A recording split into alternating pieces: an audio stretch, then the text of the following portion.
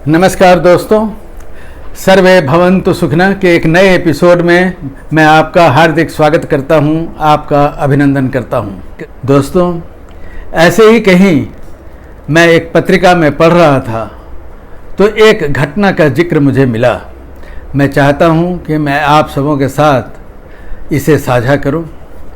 दोस्तों, जब बच्चा माँ की पेट में होता है तो ऐसी मान्यता है कि उसका कनेक्शन, संबंध ईश्वर से सीधा होता है, वह ईश्वर की दुनिया में होता है। लेकिन जब वह मृत्यु लोक में आता है तो अचानक वह दूसरी दुनिया में आ जाता है।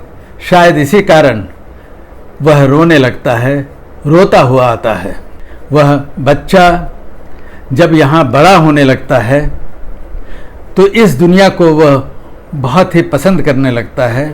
इतना पसंद करने लगता है कि इस दुनिया को छोड़ने में उसे घबराहट होती है। जो चर्चा कर रहा हूँ वह कर रहा हूँ राजा परीक्षित की। आप सब जानते हैं कि उन्हें एक शाप मिला कि 7वें दिन तक्षक सांप डसेगा और उनकी मृत्यु हो जाएगी। राजा इतने घबराए, उन्होंने सोचा कि किसी तरह जान बचाई जाए। तो इसके लिए महर्षि शुक के आश्रम गए और वहाँ भागवत पाठ शुरू कराया उन्होंने। 6 दिन पाठ हुआ, लेकिन महर्षि ने बताया कि अभी भी वह टलता हुआ नहीं लगता है, मौत शायद आ भी जाए। इसी बीच महर्षि शुकदेव ने उन्हें कहा कि मैं आज आपको एक कहानी सुनाता हूँ। एक राजा जंगल में भटक गए और जंगल में भटकते भटकते जब संध्या हो गई, घबराहट में वो इधर उधर जब भाग रहे थे तो उन्हें अचानक एक दीपक कहीं नजर आया। वहाँ वो गए तो उन्होंने देखा कि एक झोपड़ी है और एक व्यक्ति जो लाचार सा है, बूढ़ा सा है, वह एक खाट पर पड़ा हुआ है। उसने उस व्यक्ति से प्रार्थना की कि आप मुझे रात भर यहाँ रुकने की अनुमति दें। जरा सा कदम उन्होंने उस झोपड़ी में अंदर किया तो उनका मन घबरा गया। इतनी बदबू थी, शायद वह व्यक्ति अपने शौच वगैरह के लिए भी बाहर नहीं जा पाता था। वह जानवरों का मांस खा लेता था जो इधर उधर पड़े हुए थे। काफ़ी गंदगी थी। तो उस व्यक्ति ने राजा से कहा कि मैं आपको यहाँ रुकने की अनुमति नहीं दे सकता। राजा ने कहा, मैं कहाँ छुपूंगा, आप रहने दें।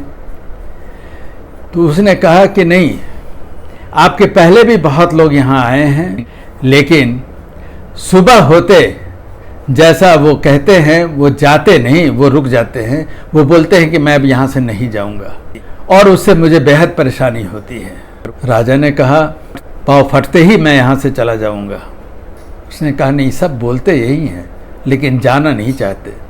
चलिए, राजा ने बहुत प्रार्थना की तो उसने कहा ठीक है, लेकिन बार बार उसने राजा को चेताया कि तुम्हें सवेरे उठकर चले जाना पड़ेगा। राजा को जगह मिल गई। किसी तरह उस स्थान में वो रुके, लेकिन कुछ समय के बाद राजा ने पाया कि यह स्थान तो अच्छा है। जो बदबू वहाँ की थी, जितनी खराबियाँ थी, वो सब उन्हें पसंद आने लगी। और जब सुबह हुआ तो उन्होंने भी उससे कहा कि मुझे कुछ दिन और यहाँ रहने दीजिए, मैं नहीं जाना चाहता। सुखदेव महाराज से राजा परीक्षित ने पूछा, ये कौन मूर्ख राजा था जो इतनी गंदी जगह पर सवेरे होने के बाद भी रुकना चाहता था, वहाँ से निकलना नहीं चाहता था। सुखदेव महाराज ने कहा, आप क्षमा करें, ये आप ही हैं महाराज। उसने कहा, मैं?